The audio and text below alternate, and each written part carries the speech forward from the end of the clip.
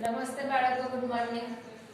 આજે હિન્દીના મૂળાક્ષર આપણે મ સુધી આગળ ભણી ગયા. હવે આજે આપણે શીખવાનું છે ય, ર, લ અને વ.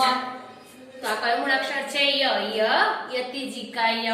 તો આપણે બોલવાનું છે, સાથે સાથે લખવાનું છે. ય યતિ જીકાય, ય યતિ જીકાય.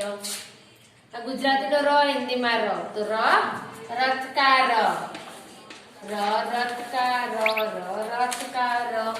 લ લડ્ડુ કા લ. આ ગુજરાતીમાં છે, આ હિન્દીમાં છે. લ લડ્ડુ કા લ, લ લડ્ડુ કા લ, લ લડ્ડુ કા લ. વ વહાણ કા વ. આ ગુજરાતીમાં વ છે, હિન્દીનો વ છે. વ વહાણ કા વ, વ વહાણ કા વ, વ વહાણ કા વ.